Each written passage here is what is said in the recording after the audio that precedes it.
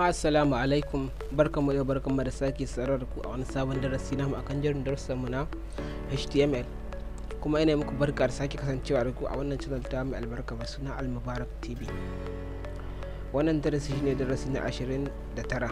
Darasi na 28 da ya gabata mu shine akan nested list. A yau kuma insha Allah darasin mu za mu shi akan definition list. Kafin mu ci gaba, yan uwa zan so ku min subscribe, ku danna mun alamar kararrawa da kuma like domin samun sabbin darussa da zarar andora. Menene definition list? Definition list ne da ake yi ka saka kalmar ka anan, ka zo a ƙasa ka yi bayanin wannan kalmar, ko ka saka abin da kake so ka zo a ƙasa ka yi bayaninsa. Shine definition list.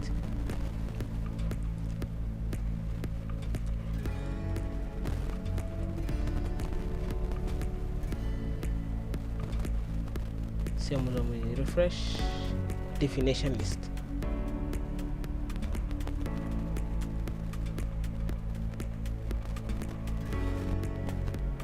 Wannan shi ne tag wanda za mu yi anan, definition list tag. Idan za mu yi definition list, za mu bude less than and greater than, sai mu saka definition list a ciki.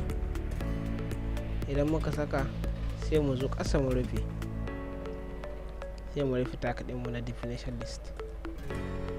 Idan muka rufe tag ɗinmu na definition list, to a cikin wannan da muka bude za mu yi ta saka duk abin da muke so na data namu.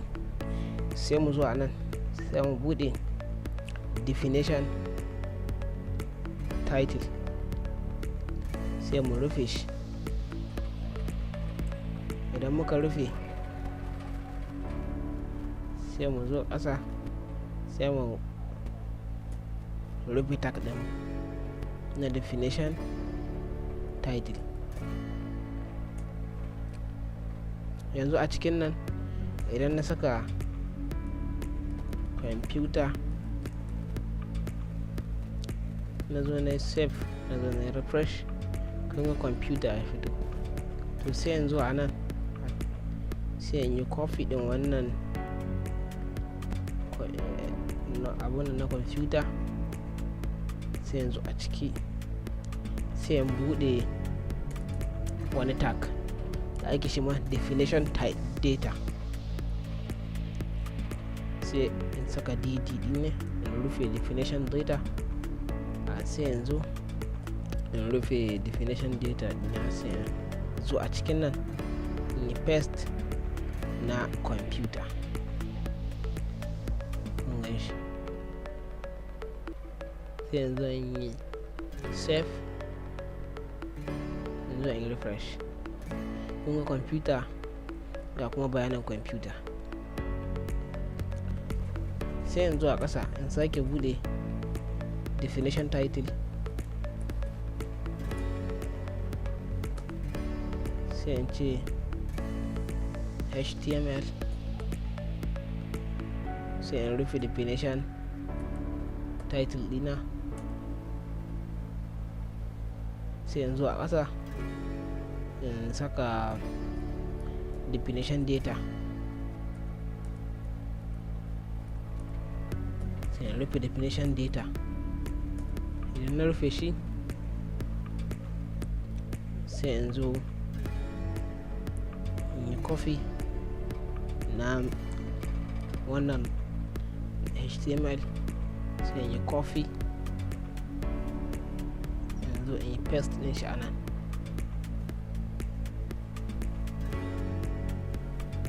Sai yanzu na yi save, in yi save, yanzu in yi refresh.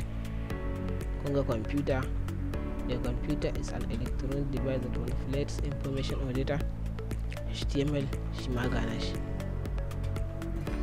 Sai yanzu a ƙasa in sake buɗe definition title, sai in ce CSS, sai in rufe definition title. sai yanzu in yi kofin css, sai yanzu a nan sai in bude definition data, sai in rufe definition data dina, sai yanzu a cikin nan in yi paste, sai yanzu in yi save, yanzu in yi refresh. Kungan shine definition list. List ne wanda yake zuwa tare da definition din abin da ka yi list, kuma ba zai fito da nambobi ba, ko disk, ko square, ko cycle, duk ba zai fito da su ba, ko roman, ko alphabet ba zai fito da su ba. Zai fito ne a definition list. Ka yi list din wasu abubuwa, kuma a gefe ga definition ɗinsu. Computer ga definition ɗinta, html ga definition ɗin shi, css ga definition ɗin shi. Wannan shine definition list. Kuma a definition list kunga idan ka bude wannan dl din ka rufe shi, to a cikin za ka saka data ɗinka. Wannan shine definition title, sai ka rufe, sai ka saka sunan abin da za ka yi definition akan shi, sai ka zo ka bude definition data, sai ka rufe, sai ka rubuta abin da kake so. Wannan definition title abin da za ka yi bayani akan shi za ka saka a cikin definition title, sai kuma bayanin na definition data din, wato ita jimlar wadda za ta ba da cikakken ma'ana akan abin da ka saka a cikin definition title, shi za ka saka a cikin definition data. Wannan shi ne ake kira da definition data. Kuma duk a san da ka zo za ka yi adin, za ka zo kana adin ɗinsu ne a cikin dm. Da ka buɗe shi ka rufe shi, za ka rinka saka abubuwanka a cikin dm.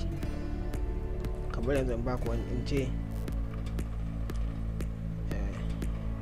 definition data in rufe, sai in ce name, sai in rufe definition data, sai yanzu a ƙasa in ce definition data, sai in ce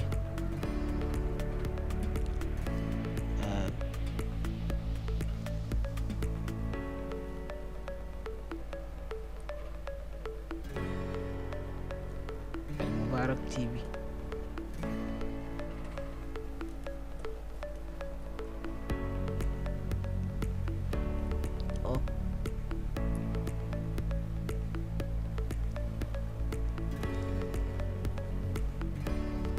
Wannan shi za mu saka a cikin nan,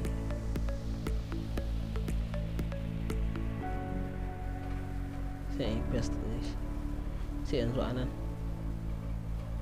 sai in rufe definition data, sai yanzu in ce AL-MUBARAK TV. Channel ce wadda take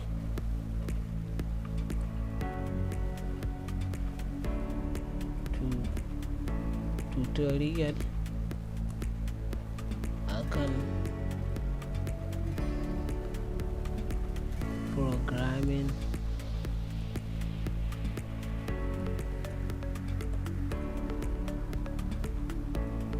language, akan programming languages. Sai yanzu in yi save, na yi refresh. Kun gani AL-MUBARAK TV.